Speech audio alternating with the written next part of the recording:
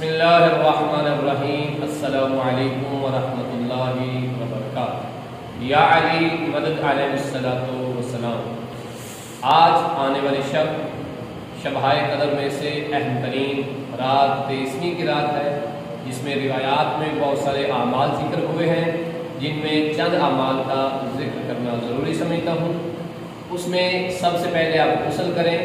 गुस्ल के बाद जब नमाज मगरिबैन अदा हो जाए तो आपको चाहिए कि 2 रकात नमाज पढ़ें, जो आपने 19 और 21 की रात को पढ़ी, जिसमें अलहम्द के बाद 7 दफ़ा कुल अल्लाह की तिलावत की गई, और आखिर में जब नमाज मुकम्मल हुई तो 70 दफ़ा अस्तगफिरुल्लाह व अतूबु इलैह पढ़ा गया।